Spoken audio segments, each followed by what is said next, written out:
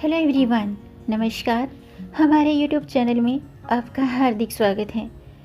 दोस्तों, 4 नवंबर को देवउठनी एकादशी है और इसी दिन भगवान शालिग्राम और माता तुलसी का विवाह भी है। देवउठनी एकादशी पर भगवान विष्णु 4 महीने की योग निद्रा के बाद जागते हैं और इस दिन से चतुर्मास खत्म हो जाता है और सभी शुभ और मांगलिक कार्य शुरू हो जाते हैं। देवउठनी एकादशी एक अबूझ मुहूर्त है जिसमें किसी भी समय बिना मुहूर्त के शुभ कार्य किए जा सकते हैं। देवउठनी एकादशी को देव प्रबोधनी एकादशी और देवोत्थान एकादशी के नाम से भी जाना जाता है। इस दिन इस तिथि पर भगवान विष्णु के शालिग्राम रूप के साथ तुलसी विवाह करने की प्रथा निभाई जाती है। विवाह में सभी रस्में उसी तरह से निभाई जाती हैं जिस प्रकार से वर वधू का विवाह कार्यक्रम संपन्न होता है। आज के वीडियो में हम जानेंगे देवउठनी एकादशी कब है और देवउठनी एकादशी और तुलसी विवाह का महत्व और इस दिन किए जाने वाले खास उपाय। साथ में जानेंगे देवउठनी एकादशी की पूजा विधि। तो वीडियो शुरू करने से पहले दोस्तों, आपसे एक खास बात, अगर आप इस चैनल पर नए आए हैं और पहली बार आए हैं तो इस चैनल को सब्सक्राइब कर दीजिए और बेल आइकन बटन प्रेस कर दीजिए ताकि आने वाली वीडियो देख सकेंगे आप सबसे पहले। और जिन्होंने चैनल सब्सक्राइब कर दिया है यानी कि अपना प्यार इस चैनल को दिया है, उनका दिल से आभार, बहुत बहुत धन्यवाद। दोस्तों, ये आपका अपना चैनल है, इस चैनल के साथ जुड़े रहिएगा और अपना प्यार हमें देते रहिएगा। वीडियो को अंत तक जरूर देखिएगा ताकि कोई भी जानकारी छूट न जाए, क्योंकि दोस्तों आधी अधूरी जानकारी से पूरा लाभ नहीं मिलता है, इसलिए हमारे साथ अंत तक बने रहिएगा।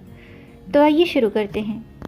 दोस्तों, कार्तिक मास के शुक्ल पक्ष की एकादशी तिथि पर देवउठनी एकादशी पर्व मनाया जाता है। इसे प्रबोधनी और देवोत्थान एकादशी के नाम से भी जाना जाता है। इस साल देवउठनी एकादशी का जो त्यौहार है, जो व्रत है, वो 4 नवंबर को मनाया जाएगा। देवउठनी एकादशी के दिन से ही चतुर्मास समाप्त हो जाएंगे और इसके साथ ही शुभ कार्यों की शुरुआत हो जाएगी। ऐसा माना जाता है कि इस दिन सृष्टि के पालनहार भगवान विष्णु 4 महीने के योग निद्रा से जागते हैं। इस दिन भगवान शालिग्राम और माता तुलसी का विवाह भी कराया जाता है। देवउठनी एकादशी के दिन व्रत करने से सभी मनोकामनाएं पूर्ण होती हैं और इस दिन भगवान विष्णु के मंत्रों का जाप करने से बहुत पुण्य की प्राप्ति होती है।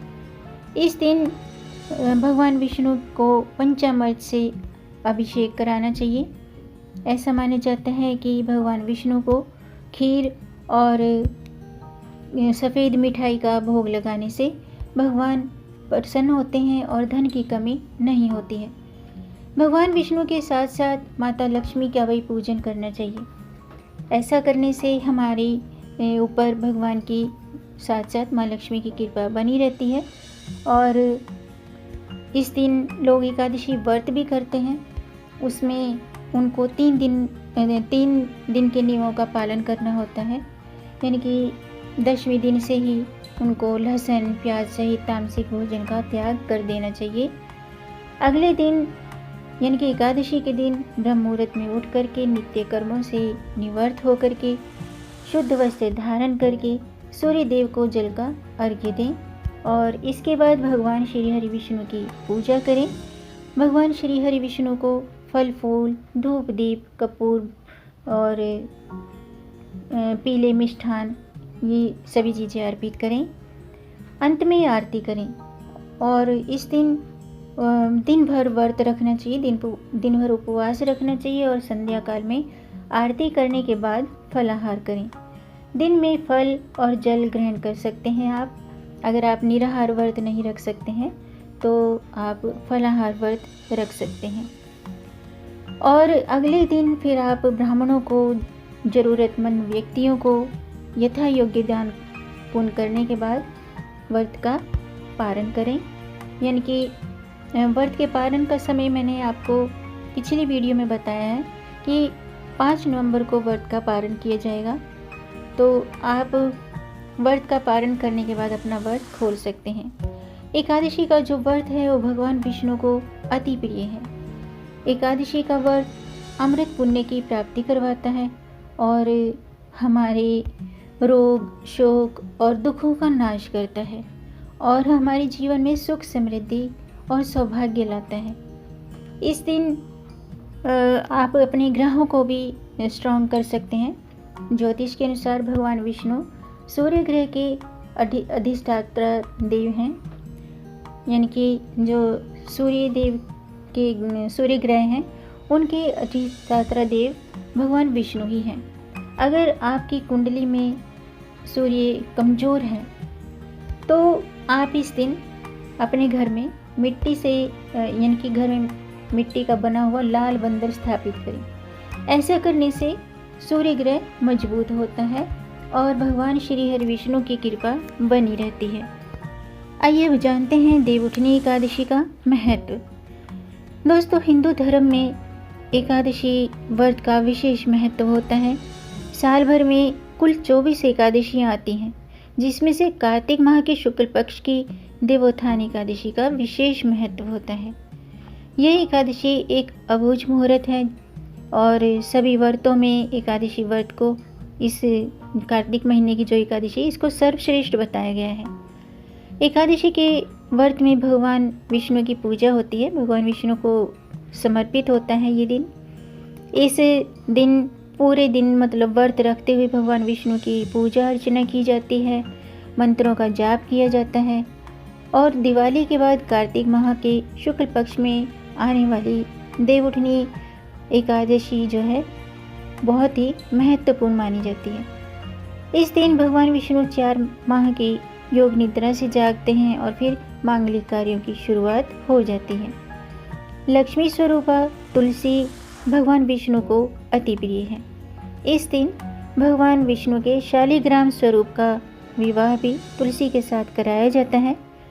ऐसा माना जाता है कि निद्रा से जागने के बाद भगवान विष्णु सबसे पहले तुलसी की पुकार सुनते हैं। इस कारण इस दिन तुलसी का पूजन किया जाता है। ऐसा करने से मनोकामना पूर्ण होती है। अब मैं देवउठनी एकादशी की व्रत कथा शुरू करती हूँ, आप भी ध्यान से सुनिएगा। दोस्तों, धार्मिक मान्यताओं के अनुसार भगवान विष्णु 4 महीने के लिए योग निद्रा में होते हैं। भगवान विष्णु देवशयनी एकादशी से लेकर के देव प्रबोधिनी एकादशी तक पाताल लोक में निवास करते हैं। वामन पुराण के अनुसार भगवान विष्णु वामन अवतार में राजा बलि से 3 पग भूमि मांगा था।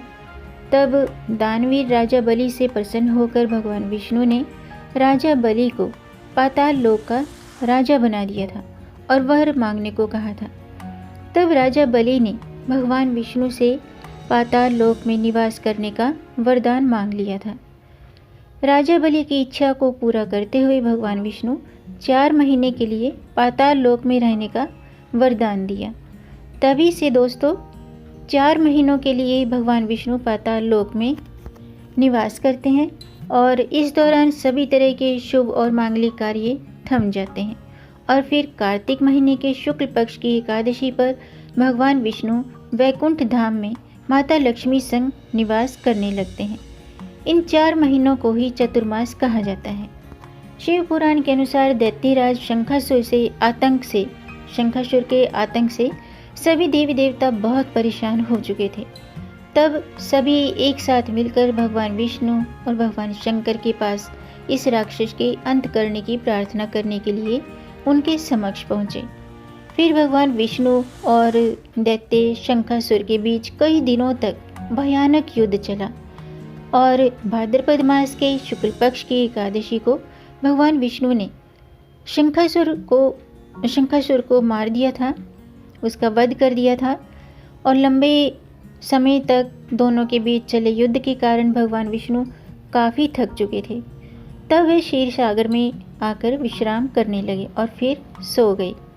इस दौरान जो सृष्टि का कार्यभार है वो भगवान शिव ने अपने कंधों पर ले लिया था और 4 महीने की योग निद्रा के बाद भगवान विष्णु कार्तिक शुक्ल पक्ष की एकादशी को जागते हैं, जो कि कल है, यानी कि कार्तिक शुक्ल पक्ष की एकादशी कल है।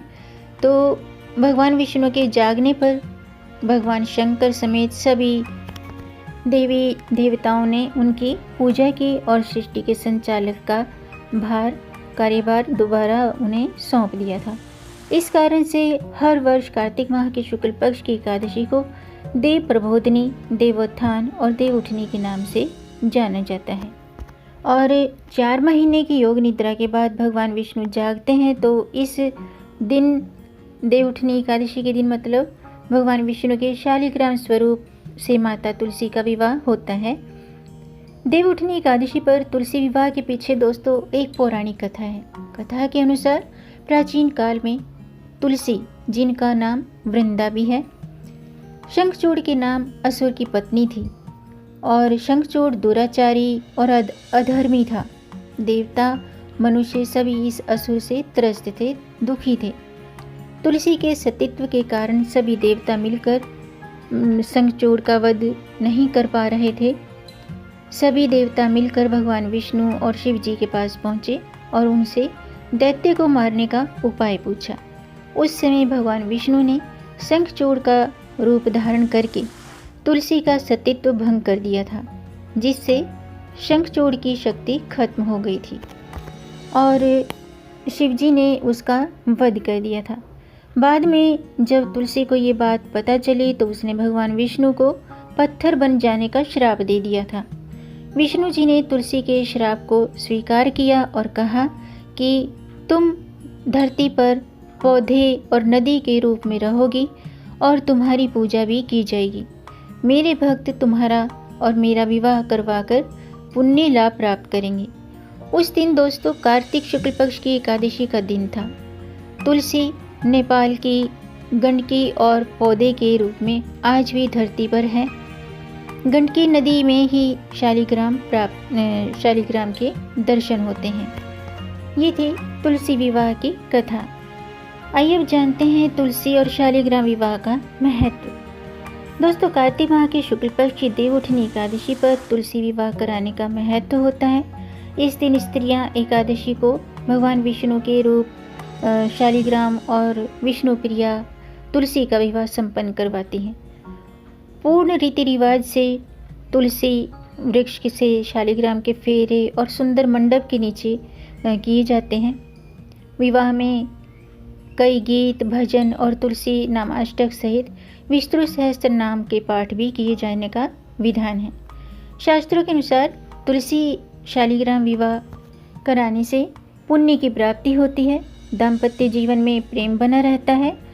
इसके अलावा तुलसी विवाह विधि विधान से संपन्न कराने वाले भक्तों को अंत में मोक्ष की प्राप्ति होती है और भगवान विष्णु की कृपा से सभी मनोकामनाएं हमारी पूरी होती हैं। इससे वैवाहिक जीवन में आ रही बाधाओं से मुक्ति भी मिलती है। श्री हरि भोग में तुलसी दल का होना अनिवार्य है। भगवान की माला और चरणों में तुलसी चढ़ाई जाती है। ऐसा माना जाता है कि तुलसी विवाह करने से कन्यादान के बराबर पुण्य प्राप्त होता है। यदि आपने आज तक कन्यादान नहीं किया हो तो तुलसी विवाह करके आप इस पुण्य को अर्जित कर सकते हैं। तुलसी विवाह और देव उठनी एकादशी के शुभ दिन पर आप धन वृद्धि के लिए विष्णु मंदिर में सफ़ेद मिठाई या खीर का भोग लगाएं।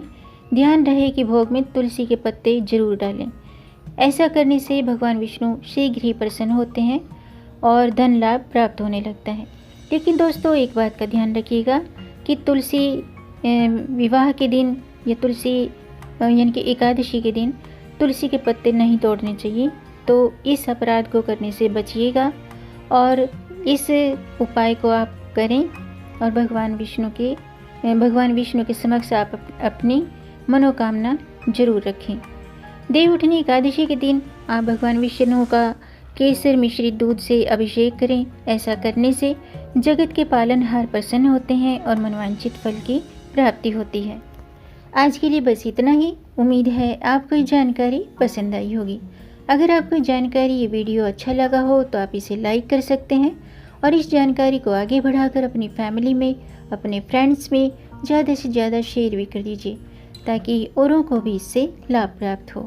और अगर आपका कोई प्रश्न है या कोई सुझाव है तो कमेंट बॉक्स में ज़रूर लिखिएगा। मेरे चैनल को सब्सक्राइब ज़रूर कीजिएगा ताकि आने वाली वीडियो देख सकेंगे आप सबसे पहले। वीडियो को अंत तक देखने के लिए आपका बहुत बहुत धन्यवाद। मिलेंगे नई जानकारी के साथ, तब तक आप खुश रहें, स्वस्थ रहें, अपना ख्याल रखें और अपनों का भी ख्याल रखिएगा। जय श्री हरि, हर हर महादेव।